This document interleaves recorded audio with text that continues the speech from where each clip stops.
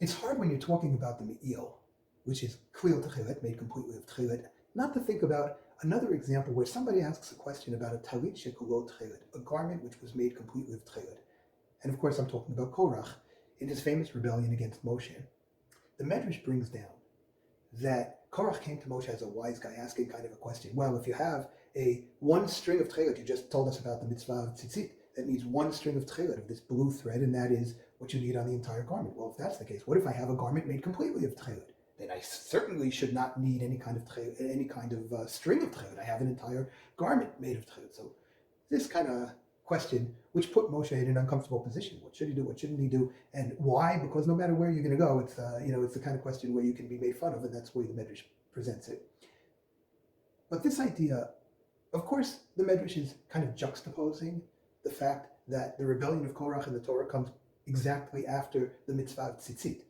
And so that's part of the story that's going on here, as far as the Medrash is concerned. But I think that there's something more than that, and something a little bit deeper. Because actually, Moshe picks up on this.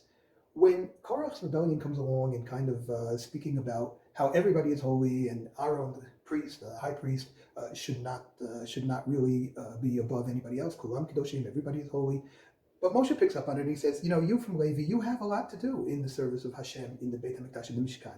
And yet, uvikashtem gam kihuna, and what he's really saying to Korach is, you are asking to be a Kohen, or more precisely, Korach, you really think that you should be the Kohen Gadol. So that is even more of an understanding of the Meil and the Kulot Tekhelet, and all of that starts to get mixed up in a very interesting pot that the Medrash boils for us. And in order to understand this a little better, I kind of want to go back to the question that we raised, and that is, according to the Rambam, the Meil had 4 corners. And so why, the Radvaz asks, why shouldn't it have been chayav in tzitzit? Why shouldn't it have had an obligation to have tzitzit on it?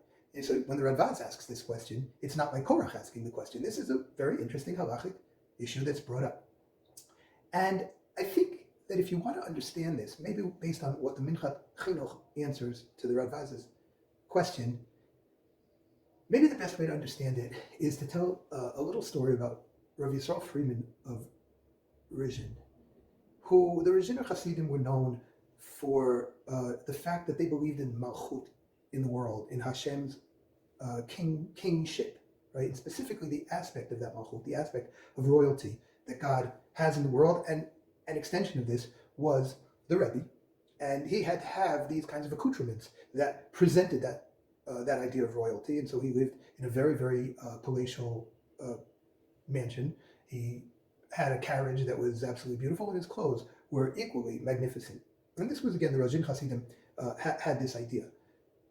The story is told that one Motzei Shabbat, one Saturday night, as the whole group, the Hasidim and the Rebbe, went out to be Mekadesh Levana, to say the prayer on the moon. And this, of course, was a cold Ukrainian evening. And when they came back in, the Hasidim saw that on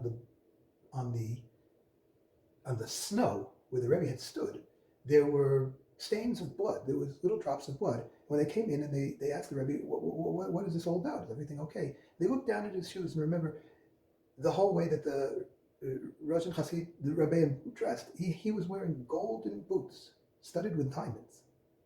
But he took off his boots and he showed that there was no bottom, there was no sole.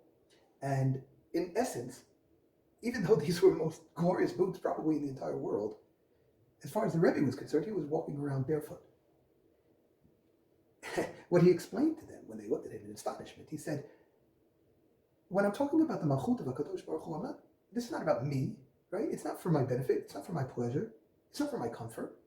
This is all about what I need to show externally to the world, because it's only talking about the glory and the kingship of God and not about me at all. I think this story can help us understand what was going on between Korach and Moshe with respect to the Meil. You see, the Torah tells us that the Bigdei Kehuna, the garments of the Kohen, were made l'chavod u'letifaret, for glory and for honor, for splendor. The question that you have to ask is, whose honor and whose glory? See, according to Korach, right, the one who wore these beautiful clothes was the one who would be afforded this honor and glory. Well, there is a halacha, a law when it comes to tzitzit, that they have to belong to you. A talit she'ulah, A garment which you borrowed from somebody else that doesn't belong to you is actually patur from tzitzit. It doesn't need tzitzit on it, right? But when Korach looks at this garment, the Meil, which is splendorful, and of course his code for it is Tallit shekulot Tekhelet, well, it's for his honor and for his glory. So in that case, it belongs to him as the Kohen Gadol that he, in his vainglorious, greedy way, wanted to become. If it belongs to him, then it's not a Tallit Shula, it's his own beged, and therefore it needs Tzitzit. But when Moshe looks at that, he says, what are you? That's not the way it is. Moshe looked at things precisely like Rabbi Yisrael from Roshan looked at things. It's not about the glory and about the honor and about the splendor of you, the Kohen who's wearing it. It's all about HaKadosh Baruch Hu, about God's honor and God's glory. And if that's the case, well then really, this beautiful Meil doesn't belong to you at all. And it's a Tallit Shula, it's only a borrowed, it's Mabon Gavoa. It's it belongs to the money of God and not to the Kohen and not to us, not to the individual who wears it. In that case, Tallit Shula, it's not Chayav and Tzitzit. This is one way that we may be able to understand it. And I think that, of course, in the wider perspective, this idea that things are not really about honor and glory of us as individuals. And if you're a Kohen Gadol and you have these clothes that cost millions of dollars and people look at you because they are the absolutely most beautiful things in the world, well, of course, then you have to have a lot of introspection and a lot of hard work in order to make sure that the honor and the glory, the kavod, the teferet is directed towards God. But also, even, I think for all of us, we've all been given beautiful things, beautiful gifts, beautiful talents. And when we do things, those things should make us feel good, of course. But part of that, maybe we have to remember that it's not just about us. It's not just about what we feel. It's not just about how people look at us and give us the honor that we always think we deserve. But it's also, in a wider sense, more about using what we have and the gifts that we were given in the honor of HaKadosh Baruch Hu, in the honor of God.